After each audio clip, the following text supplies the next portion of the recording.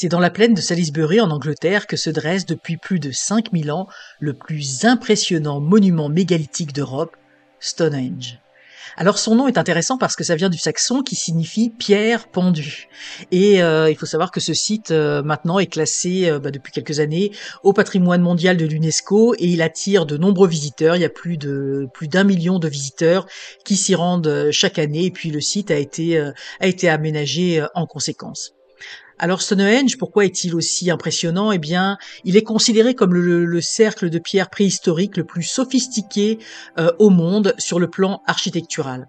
Alors il se distingue notamment par l'utilisation de deux types de pierres, la pierre bleue qui est extraite d'une carrière qui est située à environ 300 km et le grès sarcène dont certaines pierres pèsent jusqu'à 500 tonnes. Et il y a également la précision de son assemblage. Il y a des pierres en linteau qui sont parfaitement posées sur le cercle extérieur et puis des trilithes emboîtés avec une étonnante maîtrise technique. Alors c'est une construction qui a été réalisée en trois grandes phases et qui s'est étalée sur près de 2000 ans. Donc on situe le site entre 3700 et 1500 avant Jésus-Christ. Alors tout autour de ce site, eh bien, il y a un fossé de 104 mètres de diamètre, un talus et 56 puits qu'on a appelés les trous d'Aubraye. Et ce nombre, il n'est pas anodin parce que c'est ce qui va, j'ai envie de dire même, montrer tout le côté incroyable de ce site, parce que ces trous d'Aubraye, eh bien, ils permettent une simulation très précise des mouvements du Soleil et de la Lune. Alors, on sait que ça sert de laboratoire astronomique et des archéologues ont même démontré qu'on pouvait également prédire les éclipses grâce au site de Stonehenge. Mais comment tout cela est-il possible? Parce que c'est une capacité que la science n'a découverte que 1000 ans après la fin de la construction de Stonehenge. Et donc souvent on a tendance, quand il y a des sites, des endroits dont on ne comprend pas la signification, on dit tout de suite que ce sont des temples.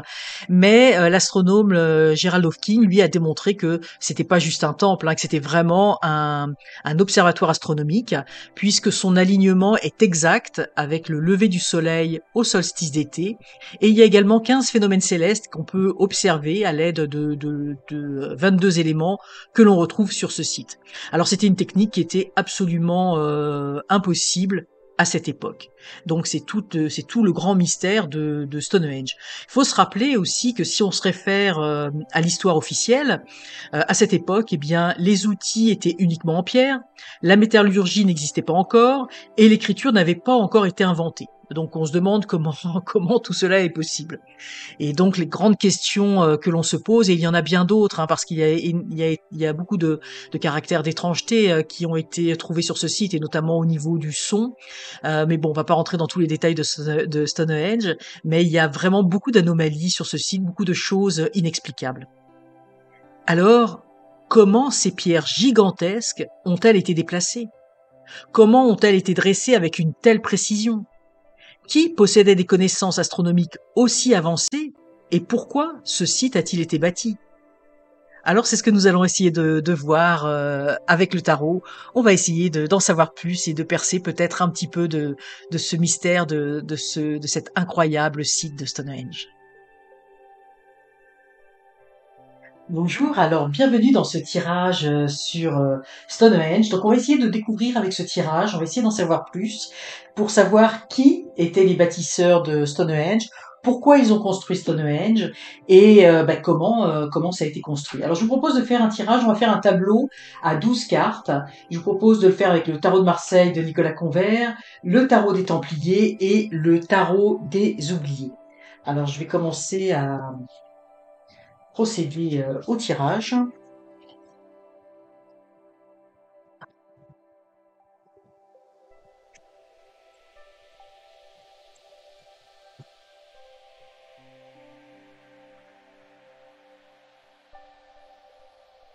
Voilà.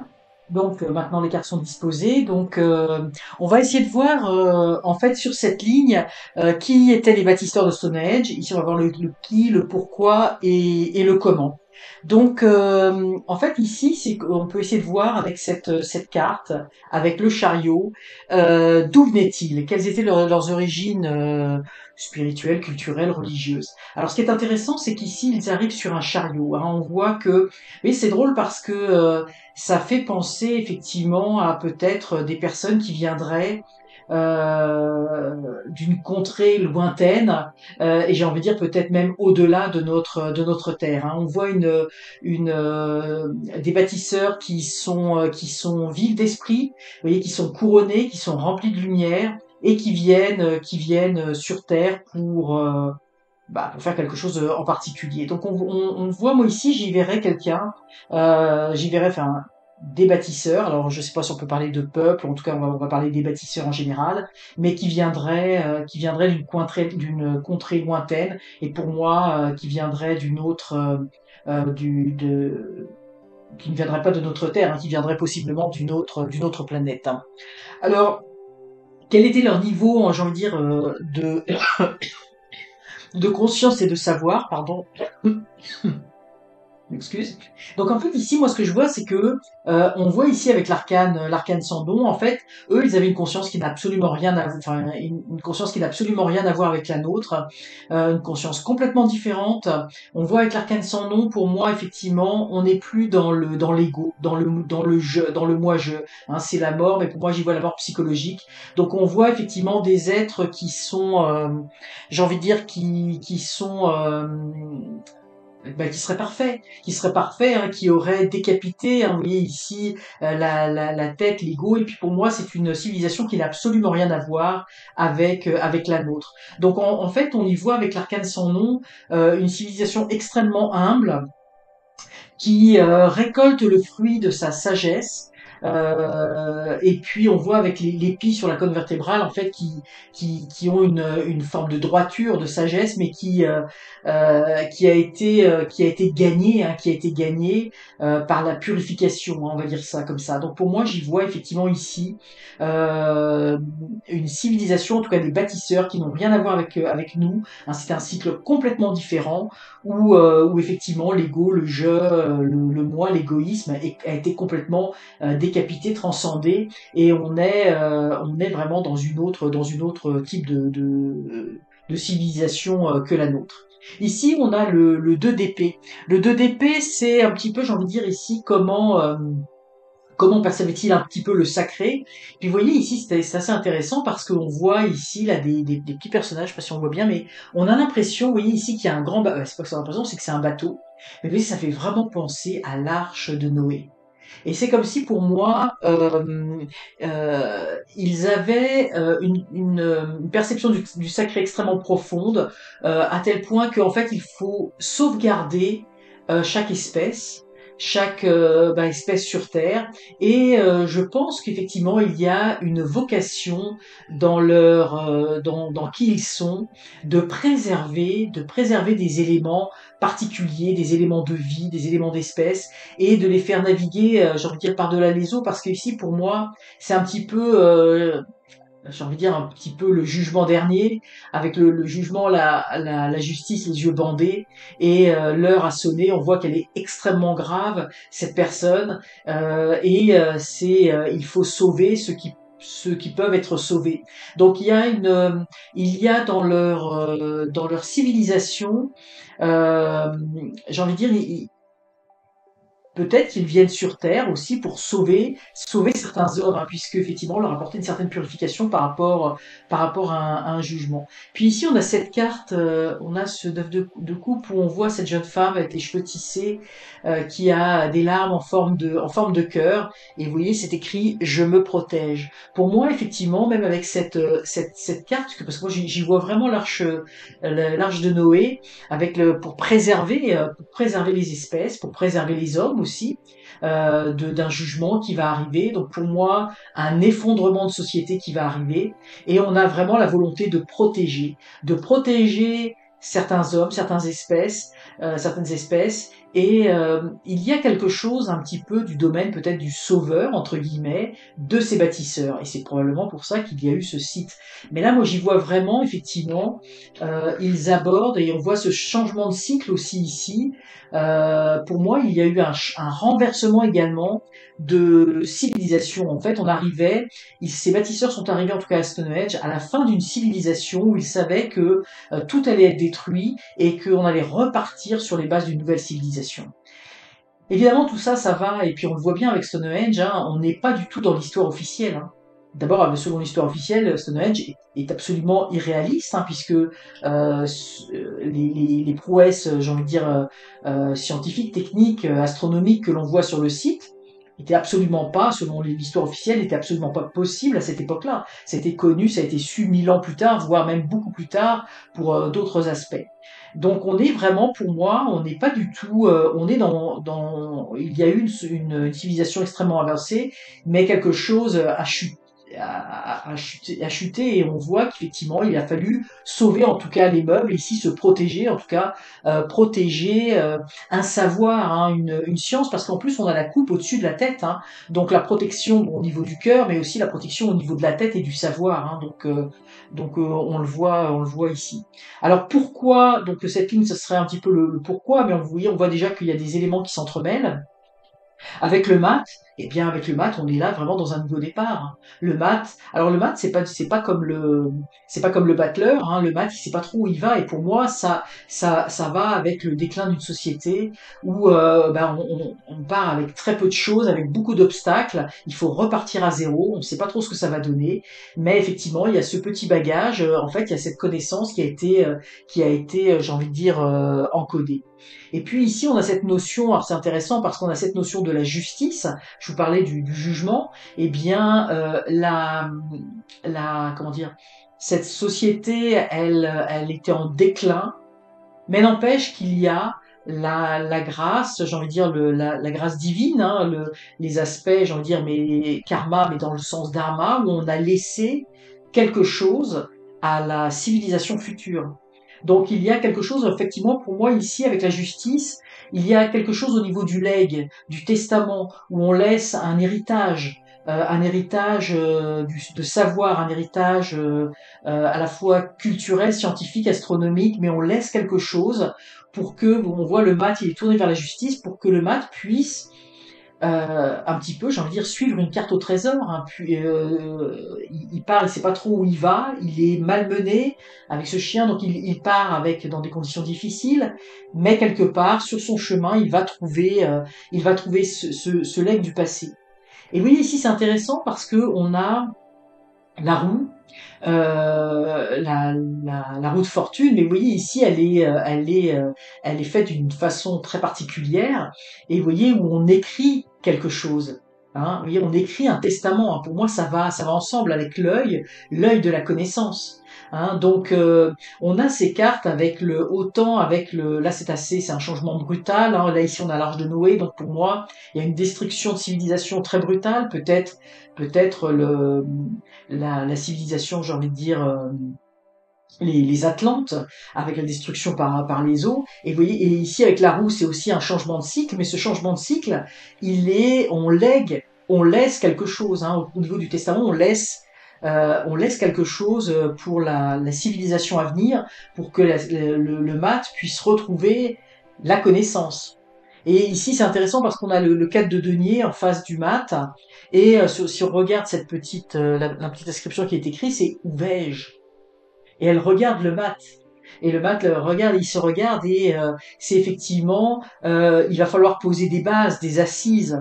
Le 4, hein, c'est également, c'est la matérialité, hein, le 4 de denier, et on retrouve ce 4 hein, dans la forme, j'ai envie de dire, dans la forme de cube, la forme cubique de cette table qui ressemble quasiment même à un autel, où on écrit quelque chose. Hein. Donc, effectivement, c'était vraiment pour guider. Hein, on a encodé dans la matière, hein, au niveau des éléments que l'on retrouve ici, dans les 4 éléments, on a encodé quelque chose pour guider, pour justement euh, savoir effectivement le mat qui puisse retrouver le chemin de la connaissance. Donc pourquoi est-ce qu'il ça a été construit? Pour moi, c'est vraiment un legs, c'est vraiment un héritage, c'est vraiment des clés qui sont données pour faire des chocs de conscience, pour faire comprendre des choses, pour faire réagir également sur cette histoire officielle qu'on nous dit et puis qui ne fonctionne pas. Donc c'est pour en fait quelque part nous réveiller, réveiller au niveau de la conscience, réveiller au niveau de on a l'œil, hein, c'est l'œil de l'intuition, c'est l'œil de la sensibilité, de ressentir les choses et c'est comme ça que l'on va pouvoir être guidé. Alors vous voyez que c'est intéressant parce qu'on a la roue de fortune qui est ici, donc l'arcane sans nom, donc des cartes de bouleversement, de changement, hein. Donc tout ça s'inscrit. Ces bâtisseurs sont venus poser des bases dans un cadre de changement profond pour laisser quelque chose à cette humanité, hein. C'était pour moi il y a aucun doute là-dessus. C'est vraiment on encode quelque chose. Puis vous voyez ici on a ce triangle qui fait penser aux pyramides, hein.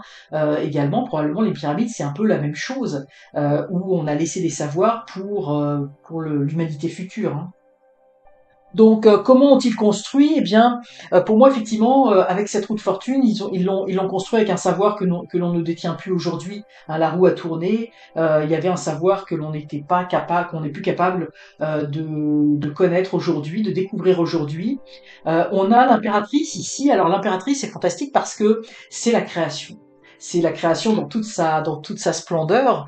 Donc, c'est effectivement quand on peut se poser la question ici un petit peu sur cette carte, j'ai posé l'intention un petit peu quels sont les moyens techniques, les connaissances techniques que ces bâtisseurs connaissaient, que ce soit mathématiques, astronomiques, que ce soit acoustique, énergétique, etc.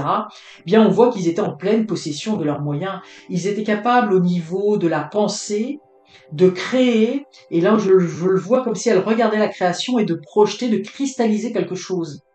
Il y a quelque chose de fort là-dedans. Alors évidemment, on n'a pas mais ce qu'on voit avec on n'a pas le film de comment ça a été créé, mais on voit que c'est une science que l'on ne connaît plus, et c'est une science qui est complètement illuminée, avec une pensée, j'ai envie de dire, créatrice.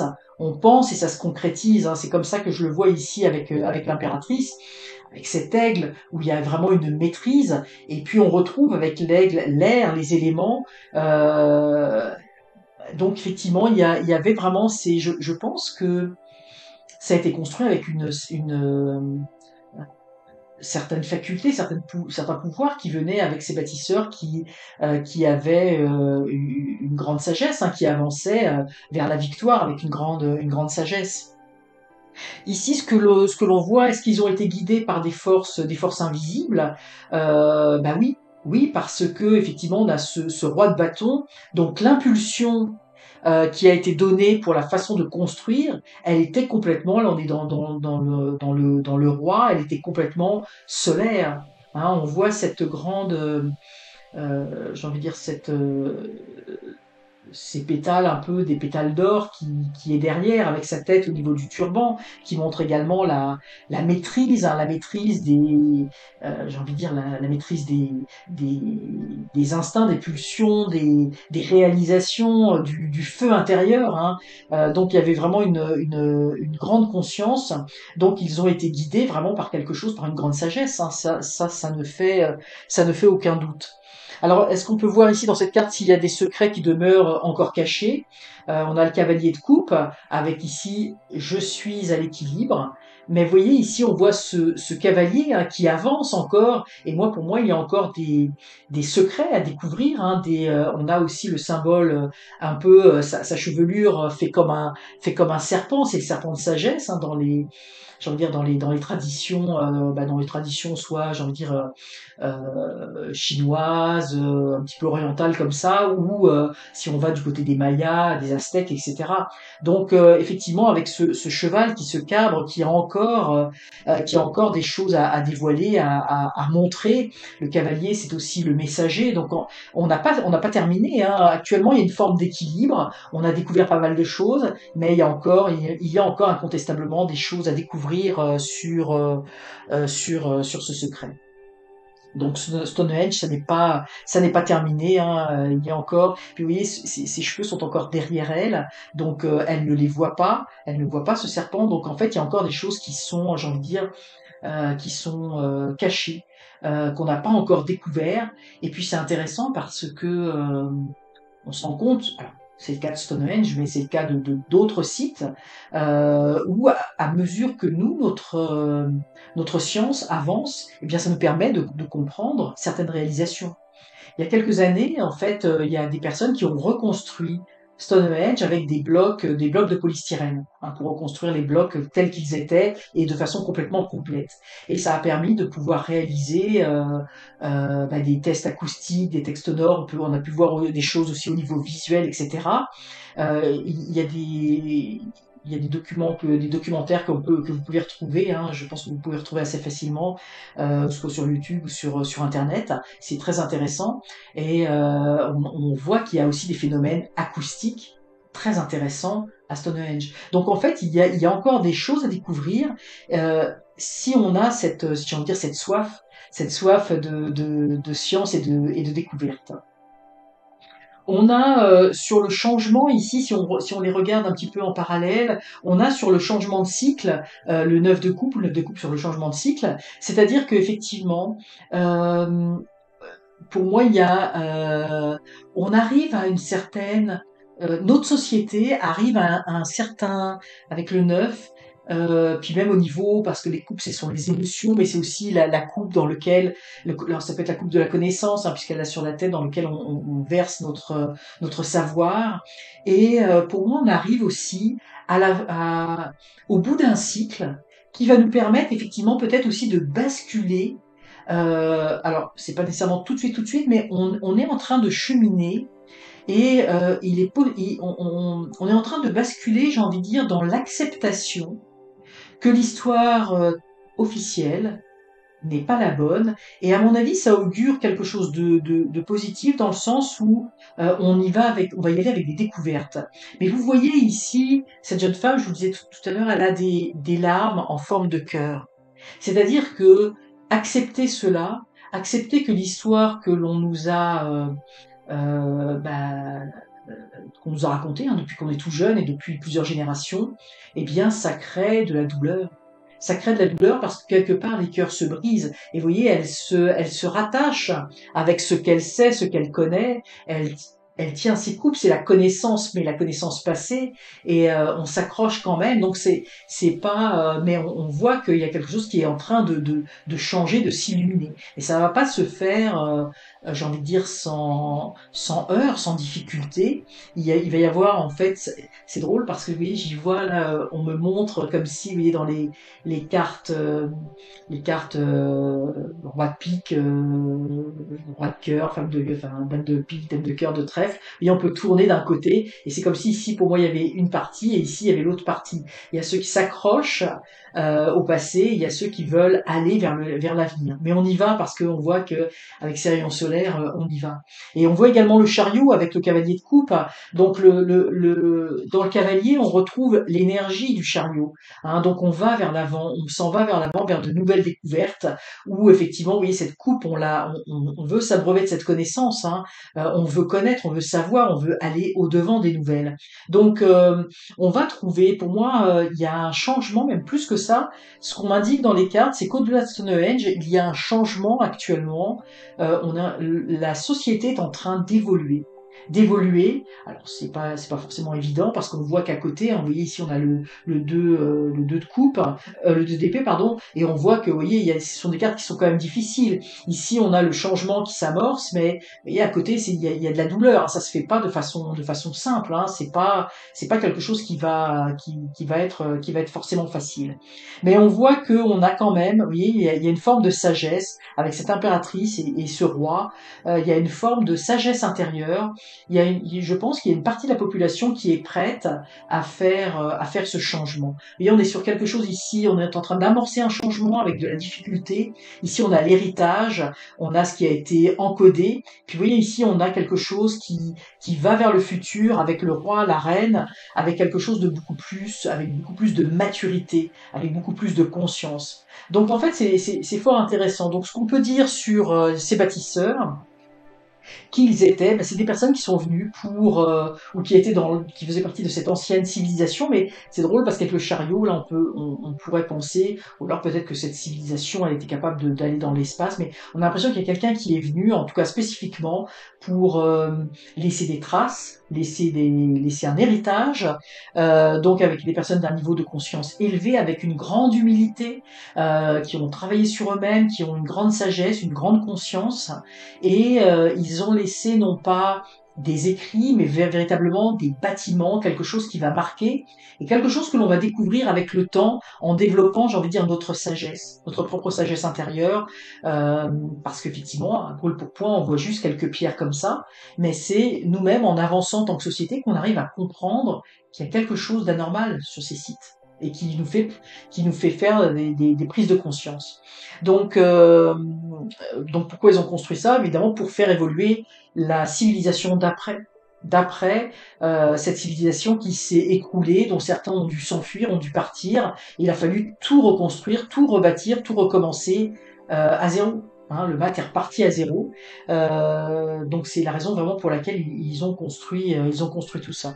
Et là, ce que l'on voit, c'est que effectivement, ils avaient une sagesse, enfin une connaissance autre que la nôtre, avec un degré j'ai envie de dire, de possession de leurs moyens, de facultés, et puis on a ici quelque chose en lien avec le feu, avec la fougue, donc la possibilité de cristalliser des choses, et on a encore à apprendre sur ce site, et puis probablement sur d'autres sites, mais là on est sur Stonehenge, tout nous a pas encore été dévoilé sur ce site. Et je pense que c'est quelque chose c'est un héritage, hein, parce que là on le voit fortement avec ces deux cartes, qui va perdurer dans le temps, et qui va nous permettre également d'apprendre à nous connaître en en tant qu'homme, de se poser les vraies questions sur nos origines, notre histoire, d'où on vient, par où on est passé et là où on doit aller.